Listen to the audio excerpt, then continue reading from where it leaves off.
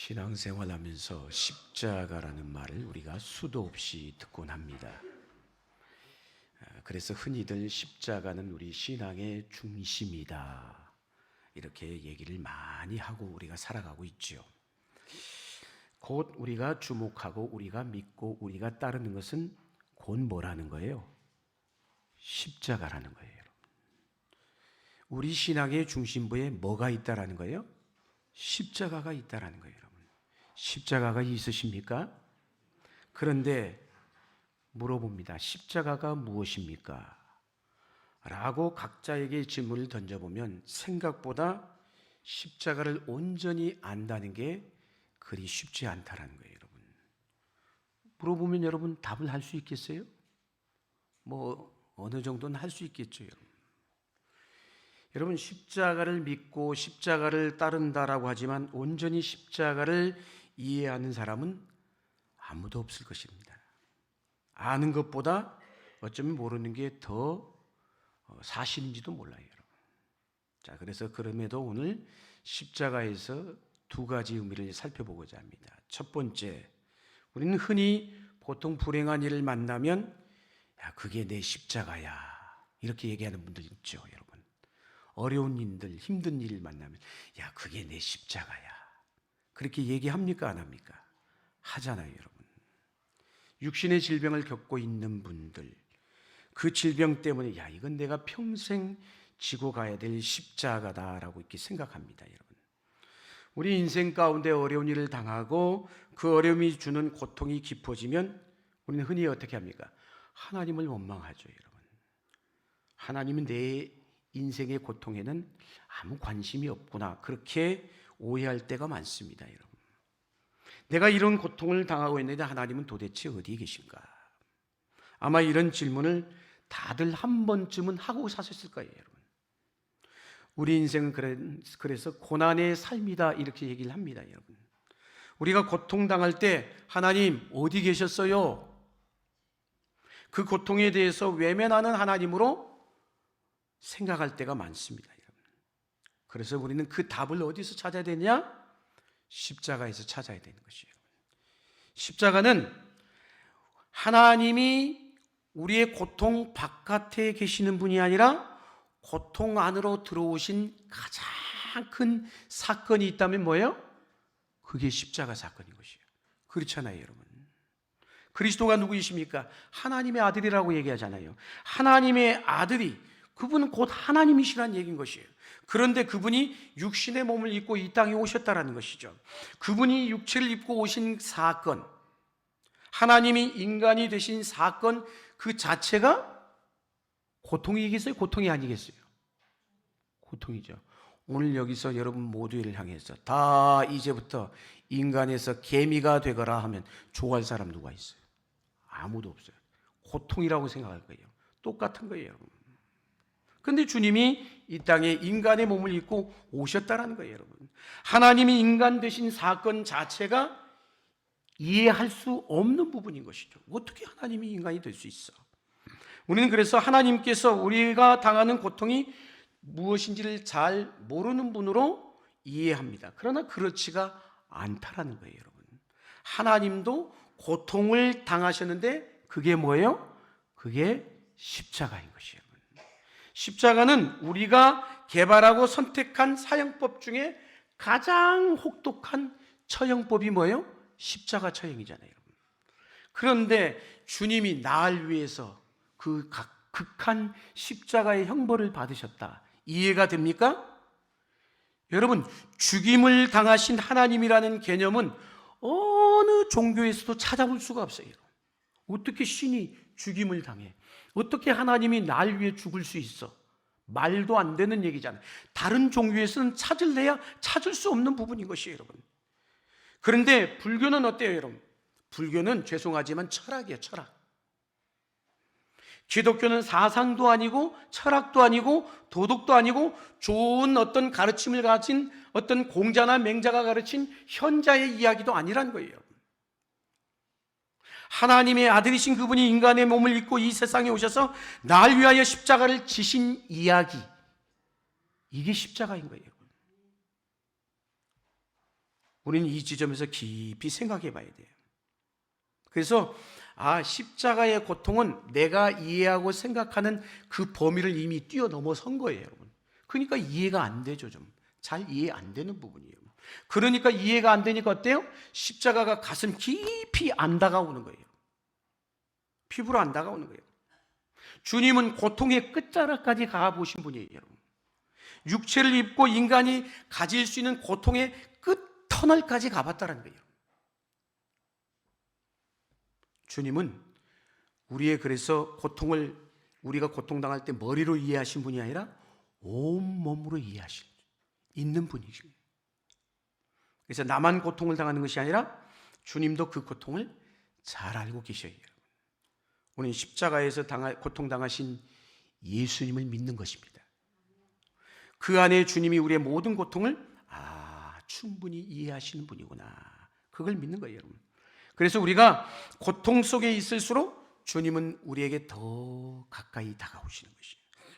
우리 일상의 삶에서 만나는 헤아릴 수 없는 고통의 사건들 가운데 우리는 그곳에서 주님을 만나는 것이에요. 고통의 순간에 주님이 나를 소망으로 이끌어 주신다는 것이죠. 그게 뭘까요? 바로 십자가의 은혜인 것이에요. 고통에 갇혀 있지 않고 고통의 순간에 십자가의 주님을 깊이 묵상하고 경험하면 고통을 넘어선 하나님의 인도가 부활의 세계로 이끌어 주실 것입니다. 또 다른 하나는 십자가에 대해서 우리가 져야 될 십자가가 있다라는 거예요, 여러분. 내가 져야 될 십자가가 있다라고 얘기를 하고 나잖아요. 가끔 내가 십자가를 지금 지고 있어, 이런 얘기를 하잖아요. 그런데 그건 어떤 의미일까요? 그럴 때 그 의미는 할 수 없이 남들이 다 하지 않는다고 하니까 내가 어쩔 수 없이 십자가를 지겠다는 투로 얘기할 때가 있어요, 없어요? 있거든요. 그러나 예수님이 우리에게 보여준 십자가는 그 십자가하고는 전혀 다른 거예요. 그리스도께서 지신 십자가는 어떤 십자가예요? 기꺼이 지신 십자가인 것입니다. 할렐루야. 로마의 형법 그리고 유대의 종교법 사이에서 억울한 재판으로 사람들의 여론 머리에 의해서 십자가형을 받으신 것은 맞지만, 그럼에도 주님은 십자가를 스스로 선택하셨어요. 그리고 스스로 받아들이셨다는 거예요. 기꺼이 지신 십자가인 것이에요. 예수님의 공생의 가운데 계속 아버지의 뜻을 따르는 데 집중하시잖아요. 복음서를 읽다 보면 예수님이 아셨던 아버지의 뜻은 뭘까요? 주님이 아신 아버지의 뜻이 뭐예요? 그게 십자가인 거예요. 모든 사건들 속에서 십자가의 길을 이미 걸어가고 계셨어요, 주님은. 그래서 공생의 시작 즈음에 마귀는 끊임없이 굳이 그 길로 가려고 하냐, 고난을 피하고 영광을 취하라고. 그래서 광야에서 예수님 시험하고 심지어 베드로까지도 막게 만들고 그러잖아요, 여러분. 그러나 주님은 단호히 그 마귀의 유혹을 물리치시죠, 여러분. 뭐예요? 십자가를 기꺼이 선택하셨다는 거예요. 할렐루야. 하나님은 아들의 선택한 모든 것을, 그 선택의 모든 것을 맡기셨어요. 너 이거 해! 명령하시고 억지로 하신 거 아니라 아들의 선택권에 그냥 맡기신 거예요. 그런데 주님은 맡기신 그 선택권에 기꺼이 십자가를 지셨다는 거죠. 할렐루야. 억지로 할 수도 있어요. 질 수도 있고 안 질 수도 있는 거예요, 여러분. 사랑하는 여러분, 어느 길을 갈 것인가? 우리 앞에도 항상 두 길이 있어요. 두 길 사이에 우리가 선택하는 겁니다. 하나는 십자가의 길이고 또 다른 하나는 그 반대의 길인 것이에요. 넓은 길이 있고 좁은 길이 있습니다. 한쪽은 십자가의 길이고 한쪽은 십자가를 통과해야 부활로 가는 길인 것이에요. 고난의 길을 통과해야 영광에 동참하게 된 줄 믿습니다.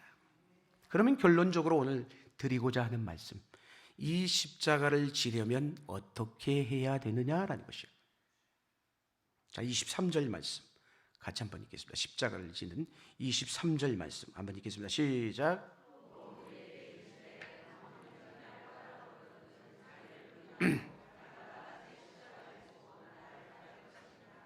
아멘.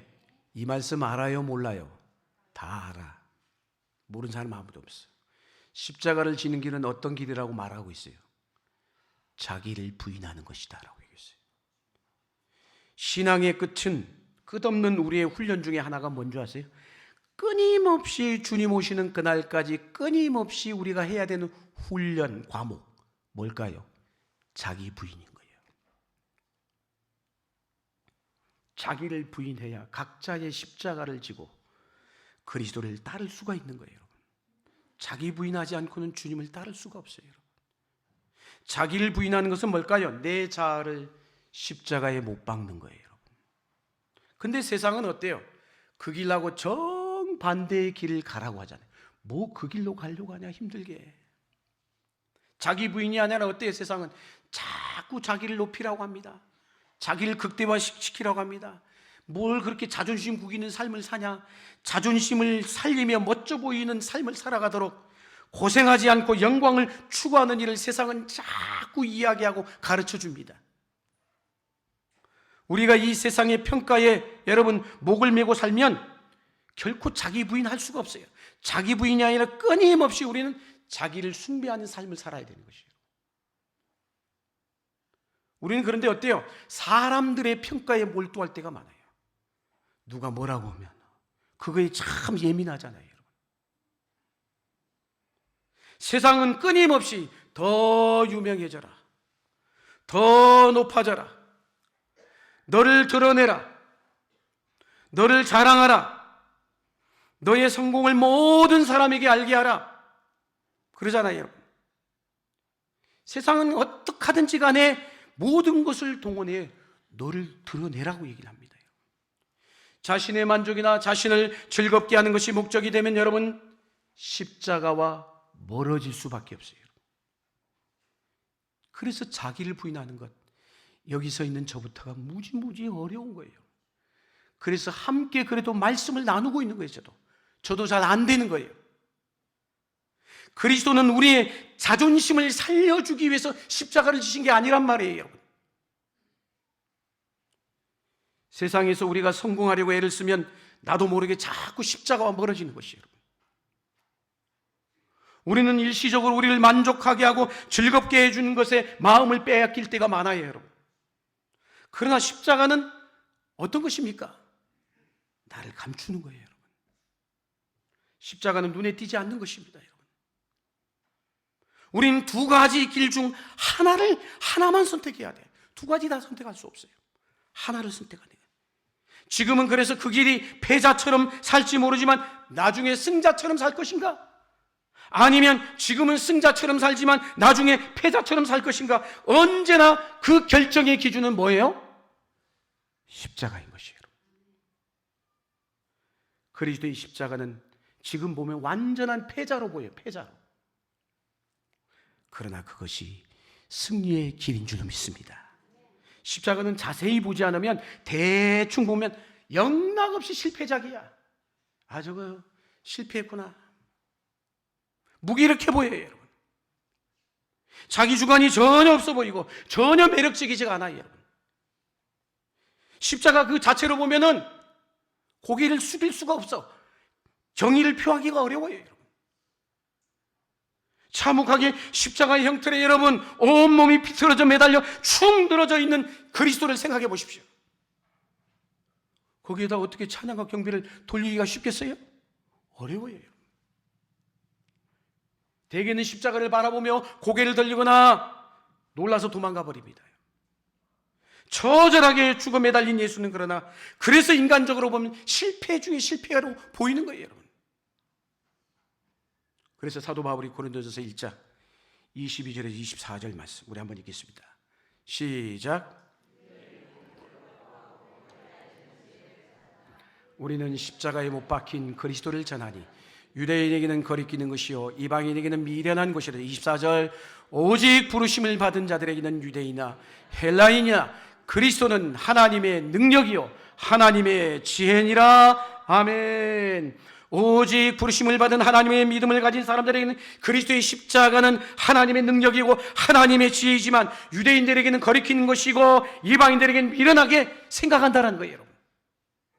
여러분은 어떻게 생각하세요? 실제로 십자가 안에 많은 사람들이 거리끼고 그걸 부정하고 그걸 조롱했어요. 제 아들도 다 뿔뿔이 도망가 버렸어요. 왜? 실패로 봤기 때문에. 지금도 마찬가지예요. 그거는 똑같아요. 지금도 십자가에 대한 나의 반응을 보면 나의 상태가 그리스도인지 아닌지 판가름이 나요. 그래서 십자가는 내 믿음을, 신앙을 점검해주는 리트머스 종이와 똑같아요.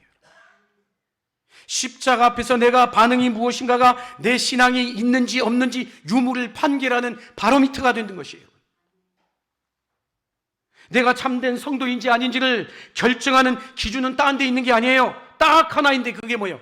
십자가에 대한 나의 반응인 거예요.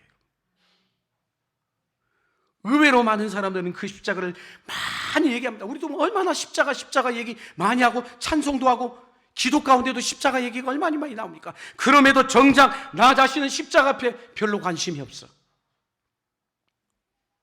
십자가를 바라볼 때 무덤덤하고 별로 관심이 없다면 내 신앙을 다시 한번 살펴봐야 돼요. 사실요, 설교자들에게 십자가는 메인 주제가 아니에요. 벗어난 주제일 때가 훨씬 많아요, 여러분. 저도 오늘 이 자리에 서면서 이 십자가 이야기를 해야 되나 말아야 되나? 한국교회 안에도 똑같아요, 여러분. 설교자들에게 십자가의 설교는 어쩌면 위험하기도 하고 별로 인기가 없어요, 여러분. 사실은 사람을 불러 모으면 십자가 설교는 가급적 피해야 돼요. 십자가는 어느 시대이든지 인기 주제가 될 수가 없는 거예요, 여러분. 물론 설교자는 청중의 필요를 무시해서는 안 되지만 또 그렇다고 청중의 필요에 너무 민감해서도 안 되는 거예요, 여러분. 설교자는 청중의 반응의 유무와 상관없이 항상 전해야 될 메시지가 있는데 그게 뭐예요? 십자가인 것이에요. 할렐루야.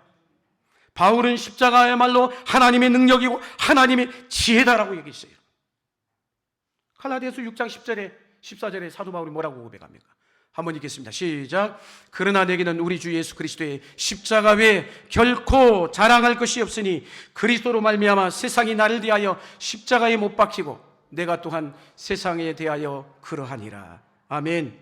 바울이 자랑할 것이 한두 가지였어요? 엄청 많았어요, 여러분. 그러나 그는 십자가의 예수를 만나고 난 이후부터 그는 그리스도의 십자가 외에 결코 나에게는 자랑할 것이 없다라고 얘기했어요. 우리가 가지고 있는 그 어떤 자랑도 십자가 앞에서는 빛이 바랄 수밖에 없는 거예요. 빛이 발해야 되는 거예요, 여러분.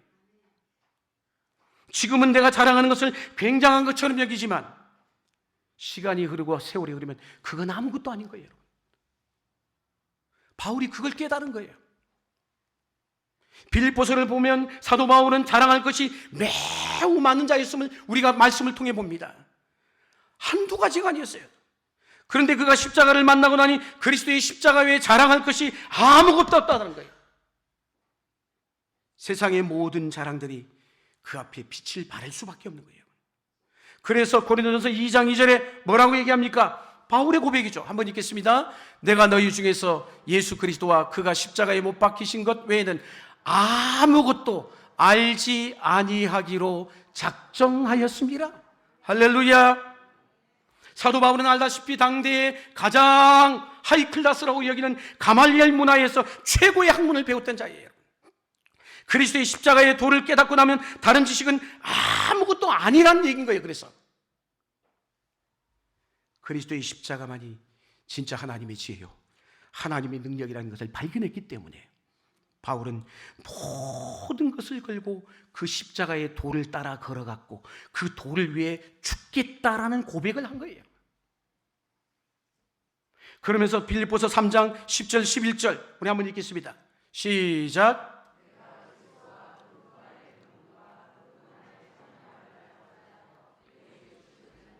(11절) 아멘. 그리스도의 십자가 안에 있는 비밀을 깨닫고 나니 바울이 어디? 비로소 다른 인생을 살게 됐다는 거예요. 다른 인생. 그보다 더 강력한 게 없어요. 모든 게 다 시시해져 버린 거예요, 여러분. 십자가는 마음을 일시적으로 우리를 끄는 정도가 아니라 우리 인생 전체를 송두리째 사로잡는 능력이 있는 줄로 믿습니다. 세상에 그런 게 어디 있어요? 없어요. 세상에는 다 일시적이야. 한때는 좋아요. 그러나 시간이 좀 지나고 나면 다 시큰둥해지는 게 이 세상의 것들이에요. 아무리 좋은 것이라도 한번 붙잡고 보면 아무것도 아니잖아요. 생명을 걸고 그게 전부인 것처럼 그걸 위해 노력했는데 그걸 그렇게 아등바등 붙잡고 추구해보고 성취해보려고 했지만 기껏 붙잡고 나니까 오래가지 못해. 그게 우리 인생이잖아요, 여러분. 세상의 것이 다 그런 거예요, 여러분. 십자가의 실체를 알고 나면 더 이상 다른 것이 내 시선을 끌 수 없는 거예요. 십자가 외에 자신의 시선을 끌고 자기의 마음을 사로잡는 게 아무것도 없더라는 거예요, 바울이. 십자가의 은혜를 한 번 맛본 사람은 그것을 무시하고 딴청을 피우고 결코 살아갈 수가 없어요, 여러분. 왜? 십자가의 강도가 너무 크기 때문에 그 사람을 탁 사로잡아 버렸기 때문에 어쩔 수가 없는 거예요. 십자가를 딴다는 것은 한두 번의 일로 끝나는 것이 아닌 것입니다. 모든 사건 속에 십자가가 있어야 됩니다. 그래서 오늘 뭐라고 했어요? 따라합시다. 날마다 제 십자가를 지고 나를 따를 것임이라. 여기에 핵심이 뭐예요? 날마다예요. 날마다. 가끔이 아니에요, 여러분. 내 기분 좋을 때만, 은혜 받을 때만이 아니에요, 여러분.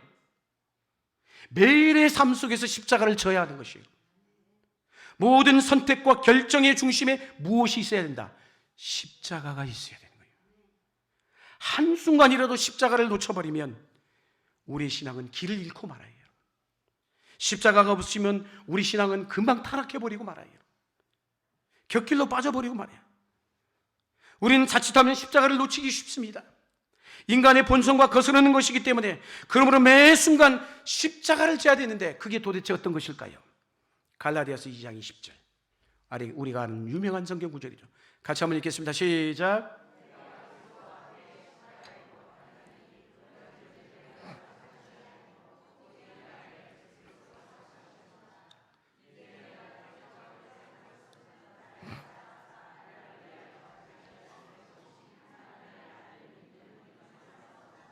아멘. 내가 그리스도와 함께 십자가에 못 박혔나니 이제는 내가 사는 것이 아니요 2000년 전에 예수님께서 날 위해 십자가에 못 박혔을 때 그때 나도 이미 십자가에 어떻게 됐다는 거예요? 못 박혀 죽었다는 거예요. 내가 사는 것이 아니라 내 안에 그리스도가 사시는 것이라의 놀라운 복음의 삶이 있는 거예요. 이제는 우리는 어떻게 살아야 돼요? 죽은 자로 살아야 되는 것이에요. 따라합시다. 죽은 자로 살아야 합니다. 죽으셨어요? 저도 잘 안 죽어요. 안 죽어져요. 진짜 안 죽어져요, 여러분. 내가 죽었다. 나라는 이 내 에고가 이 안에 자리 잡지 못하게 해야 된다는 것이에요. 신앙생활에서 실패할 때 왜 실패하느냐? 나라는 자아를 자꾸 살리려고 하니까 실패하는 거예요. 자아중심적으로 살지 못하게 해야 합니다. 죄성으로 덮여져 있는 나를 만족시키려고 살아가면 거기에 늘 사고가 터지게 돼요. 늘 문제가 일어나게 돼 있어요. 육체를 심으면 육체의 열매를 거둘 수밖에 없어요. 자아가 죽어야 되는 것이에요. 하나님이 우리를 통해서 일하신다는 것은 뭘 전제로 하는 것일까요? 하나님이 나를 통해서 일한다는 게 뭘 전제하는 거예요? 우리는 이걸 알아야 돼요. 그리스도와 함께 죽은 나를 사용하는 것이에요. 살아있으면 절대 사용 안 해. 쓰임받지 못해요, 여러분.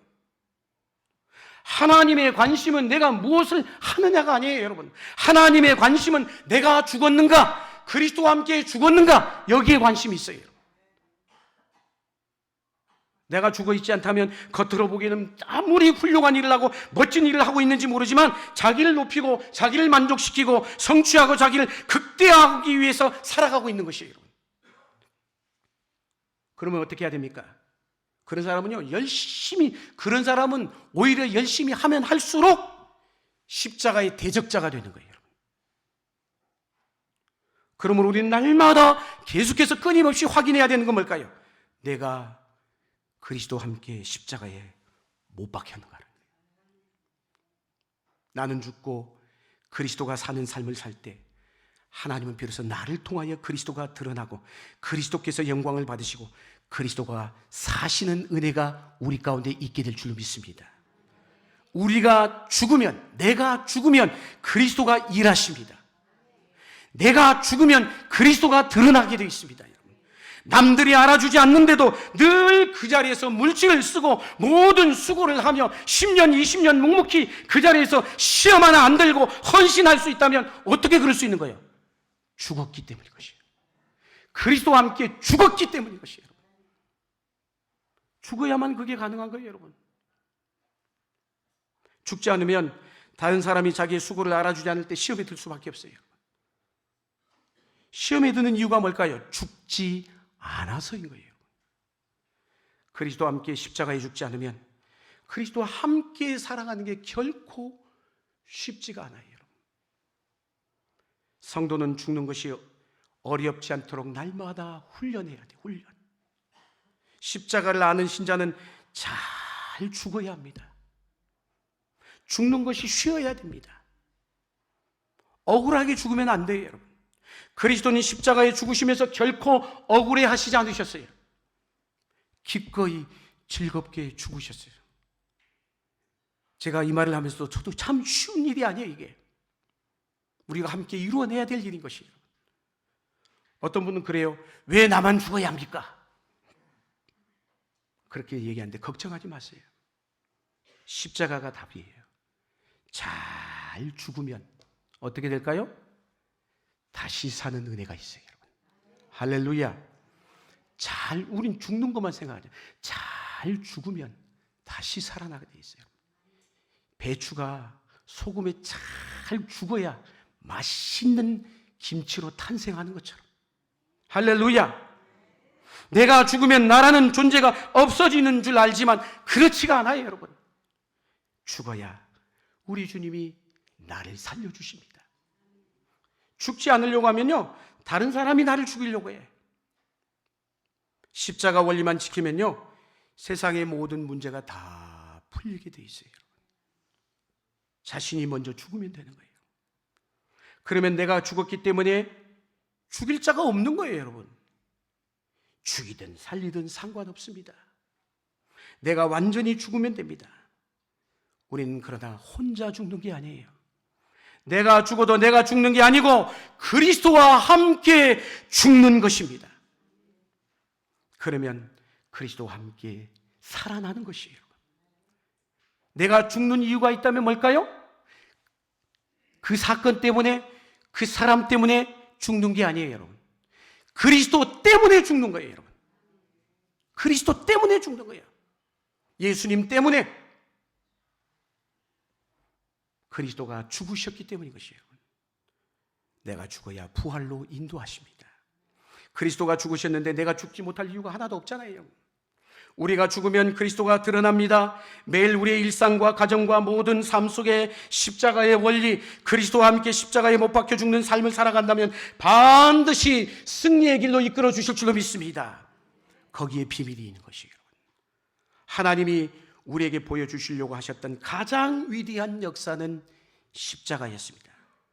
그 십자가를 십자가로 안다면 하나님의 비밀과 능력을 다 경험한 것이에요. 그러면 내 인생은 완전히 다른 차원으로 넘어가게 돼 있어요. 하나님의 능력과 지혜의 결정이 십자가 안에 있습니다. 그 십자가를 십자가로 알아보는 눈이 열리는 여러분 되시기를 축원합니다. 그리고 그 길을 따라가면 승리가 있을 줄로 믿습니다. 그리스도와 함께 십자가로 죽기로 결단한다면 부활의 역사를 우리의 삶 속에서 날마다 경험하는 은혜가 있게 될 줄로 믿습니다. 기도하시겠습니다.